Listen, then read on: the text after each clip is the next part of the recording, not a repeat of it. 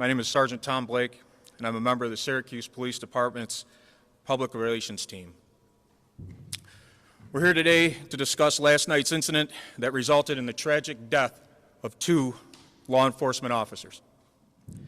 We express our sincere condolences to the families and friends of the fallen officers, and as well as to their brothers and sisters in blue as they process this horrific tragedy.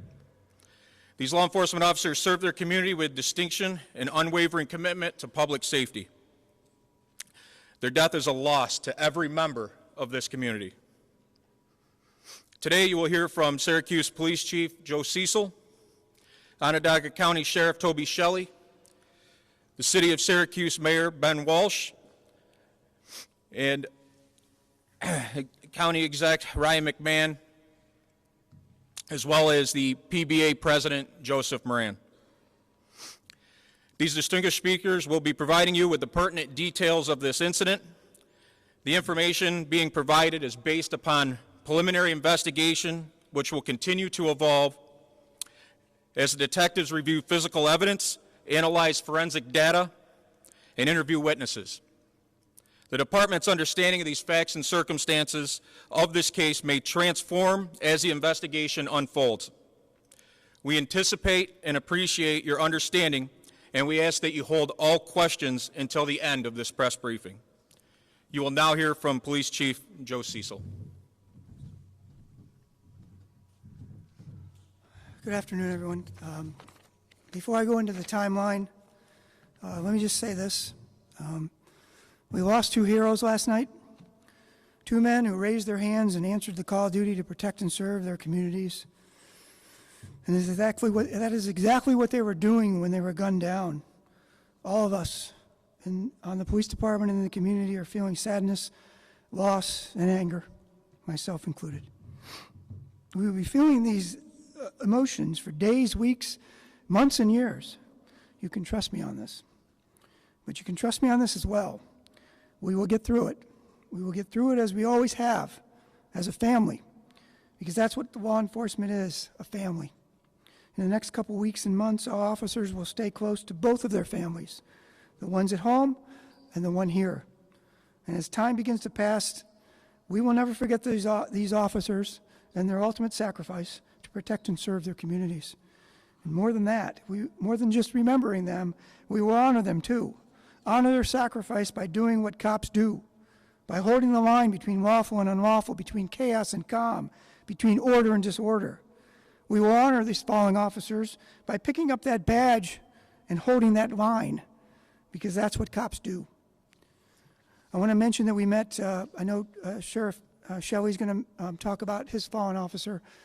Ours was Officer Mike Jensen, on the job just a little over 2 years. We met just about an hour ago with his mom, dad, and sister. There are no words for it, except to tell them that he was a proud officer that worked a territory car, and even after only a little over 2 years on the job, you could tell he took his responsibility seriously to protect and serve the community. The community, by the way, that he lives in, the City of Syracuse, and the community that he loved, City of Syracuse. So the timeline, and I'm going to give you the timeline for all our officers, and then Sheriff Shelley's going to come up and talk about the scene itself. Much of this you may have heard last night. On Sunday, 14th day of April, 2024, at about 7:07, Syracuse police officers Jensen, and I'm not going to mention the other officer's name right now, encountered a gray Honda Civic they deemed to be a suspicious vehicle in the area of Emerson Ave and Hamilton Street. The officers attempted to stop the vehicle. However, the driver refused to stop and fled away. The officers lost sight of the vehicle very early on because it was recorded that the vehicle was traveling at a speed of over 100 miles an hour. However, they were able to gather the registration, the license plate, and track the plate back to a home in Liverpool, where they arrived along with sheriff deputies, including Lieutenant Husek. When they were inspecting the vehicle and moving around the house, they heard what sounded like a gun being manipulated. So they took cover. Shortly after that, we had one officer go down in the rear yard, and then our officer was taken out by the suspect. That officer, however, did return fire, along with other officers, and mortally wounded the suspect. Once again, I just want to give my condolences not only to our officer, but to Lieutenant Husak's family. It's just something you can never prepare for, something like this. Thank you. Thank you, Chief. It's a very sad moment in time for our community, our police families. Two of our brothers gave the ultimate sacrifice, holding the line between right and wrong. My condolences, the words are hard to find, go out to the families of both officers. Officer Husak, Deputy Husak, who was promoted to lieutenant in June of this past year,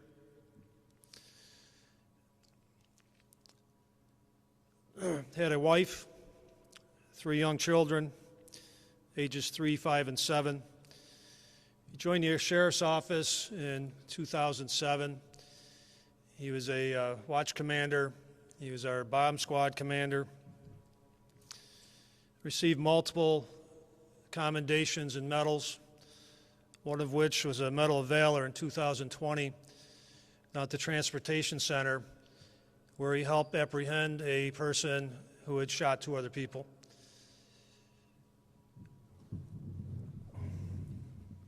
To continue on last night's events, I was at the scene last night.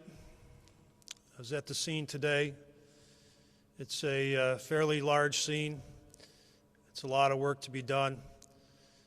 Syracuse Police asked for assistance looking for a suspicious vehicle. Lieutenant Husak self-initiated and responded to the residents in Liverpool. The vehicle Syracuse Police were looking for, Lieutenant Husak found. 2 other deputies arrived soon after. Syracuse Police showed up soon after that. They decided to set a perimeter up on the house. Lieutenant Husak went to the backyard of the neighboring house, looked for cover behind a maple tree, at which point he was ambushed. The suspect then went to the front of the house where the Syracuse police officers were. Chief Cecil gave those details. Mayor Walsh will give a few words. Thank you.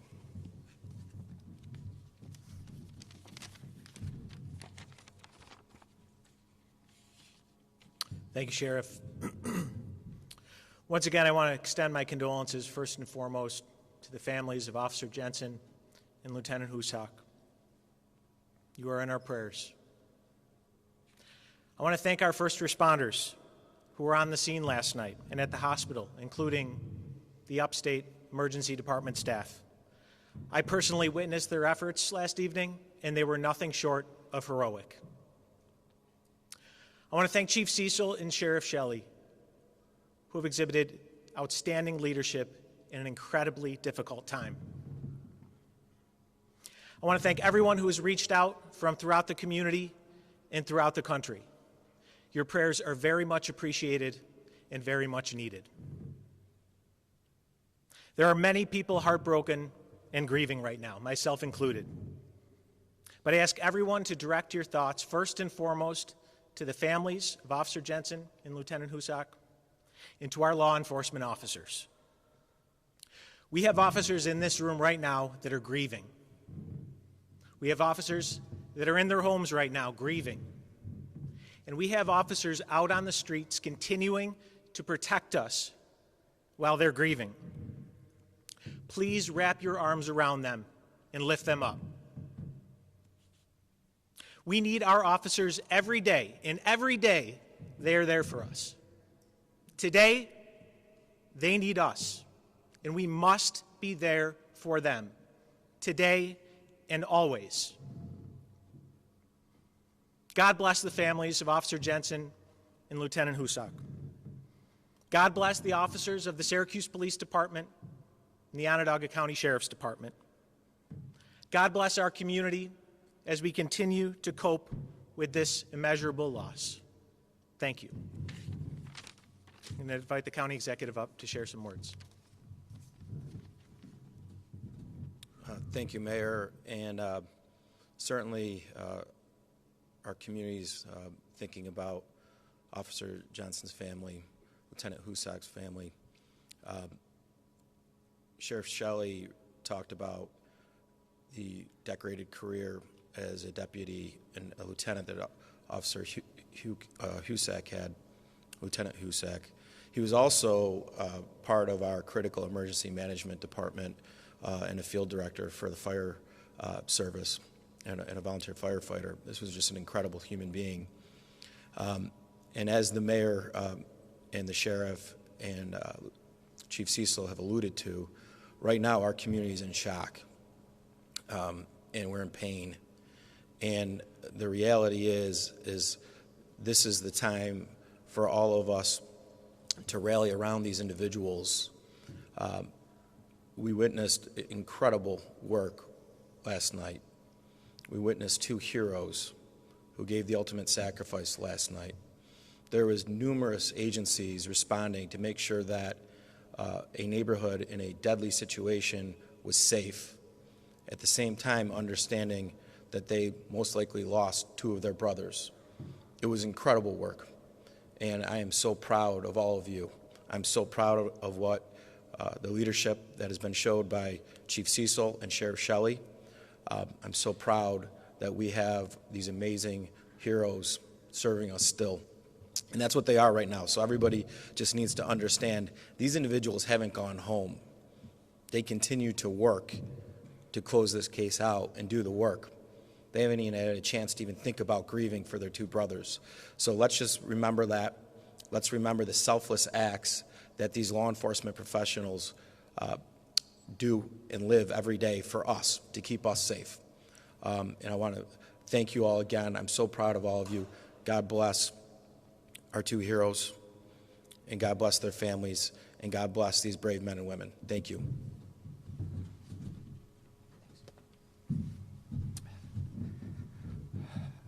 Joe Moran, president of the Syracuse Police Benevolent Association, the union that represents Syracuse police officers. And we've had the opportunity here to listen to a number of presentations, factually based presentations on what occurred yesterday. But I'd like to give you a presentation from a different lens, a different perspective. I want to emphasize the human element and the impact that this is having on our members. You see, yesterday, I'm sure, Officer Jensen woke up, had his morning routine, and a little before 2 o'clock, put on his crisp blue uniform, his silver badge, his duty belt, his black boots. He came to work yesterday with his typical bright smile ear to ear and his charming personality, that infectious, charming personality that resonated so well with our members. He sat in roll call yesterday with his colleagues, and he attempted to do what he signed up to do, which was to enforce the law, to make the city of Syracuse a better place, to make the city of Syracuse a safer place. That's what he attempted to do yesterday. And unfortunately, an evil demon took him away. An evil demon took him away from us and his family, and Lieutenant Husak and his family and his children. There is not a dry eye over at the Public Safety Building today, nor the Sheriff's headquarters. The emotions are indescribable.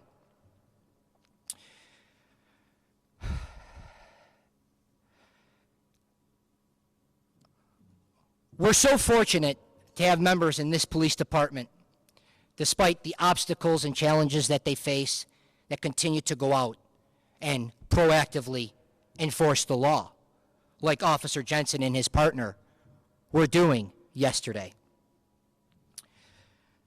We will have a great opportunity to celebrate these two men at their funeral arrangements, and that information will be presented here at some point to you all.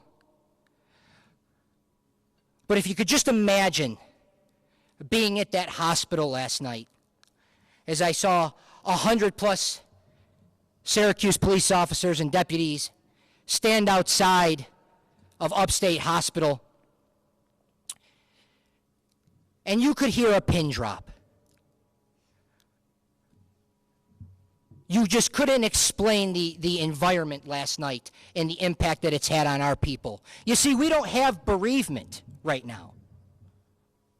I attended afternoon roll call with Deputy Chief Russ and a number of our upper commanders. Those men and women who were in their blue uniforms, they don't have time to grieve. They're out responding to calls right now, providing the city a great service. That's what they're doing. That's how strong our members are. They're back at work the next day. We have detectives processing this investigation, having to go back to the scene, revisit this because of this evil demon. I want to thank all of our members who are navigating through this unbelievably difficult time. I express my deepest condolences to the Jensen family, the Husak family. But together we will get through this like we always do. God bless you. Thank you. This time we'll open it up to questions. If you could just direct your question towards the specific person that you need to have them answer, and we need to keep it limited. So a couple questions each, please. Sheriff Shelley, did a subsequent search of the grounds of the house reveal anything more about why this happened? What the suspect? So this, as I mentioned, is a very large scene. The outside scene goes through 2 backyards, around a house, into the street, into the front yard. The injured officers are transported in sheriff's cars. Those are part of the scene, where those downed officers are treated as part of the scene. So today, all we were able to get accomplished was processing that outside scene. So we have the house secured. We will continue processing that scene to get the details to answer your question tomorrow. Some of those people need some rest. So the why of it all, we're still working on that. Hopefully we know more facts tomorrow. Did you find an indication of how many rounds were fired? It's too difficult to count the number of rounds. Was anyone taken into further custody? Yes, How many? 1 person. And the charges against that person? No charges at the moment. His name is Sean Kinsella. And his relationship to the situation? We believe he is a friend of the suspect. How do you spell that name? Sean, S-H-A-W-N, Kinsella. Was he at the home while the shooting occurred? He was in the backyard trying to get over a fence when he was apprehended. And it sounds like each officer was hit on a different side of the home. Is that an accurate understanding? Lieutenant Husak was hit in a adjacent yard to the east. The Syracuse police officer was hit in front of the house.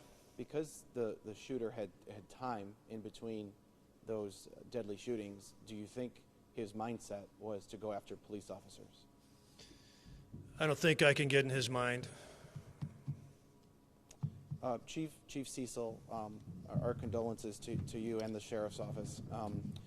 What can you tell us about the suspicious vehicle? What made it suspicious? What happened up on Tip Hill when this incident started, and then what happened next? So it started out as a suspicious vehicle, I think, for V&T purposes.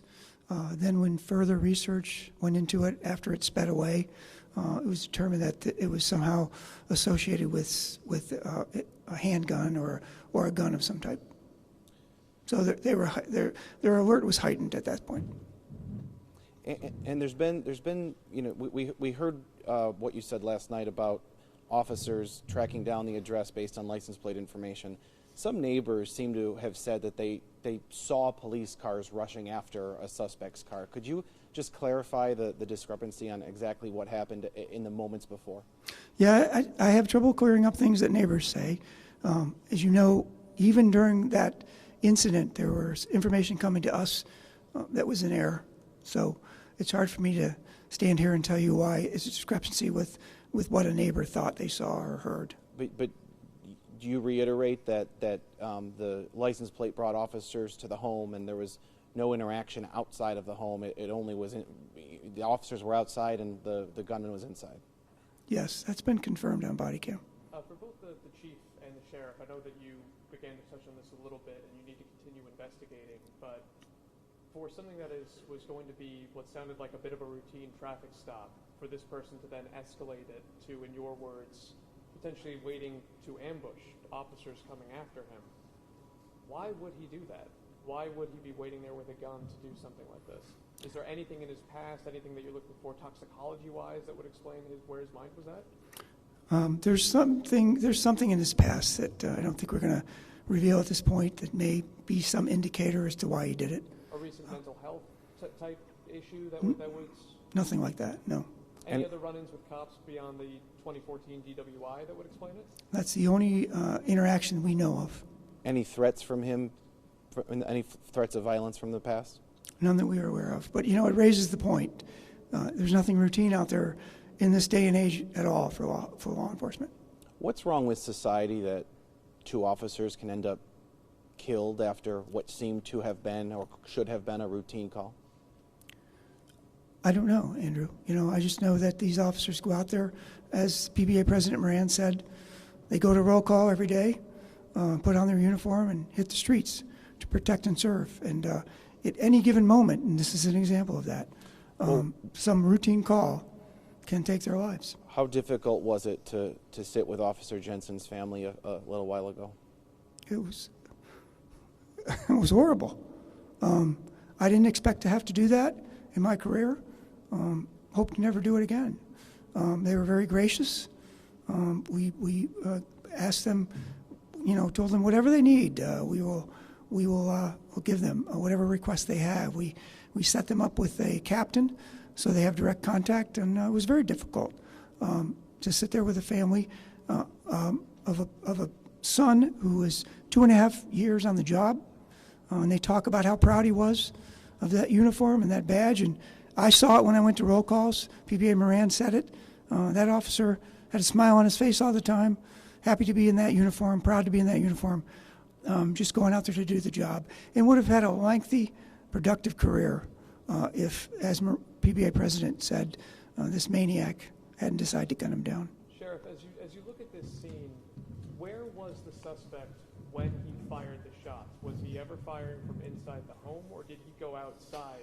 So behind the home, there's a deck without a roof on it, and he was on that deck. The entire time?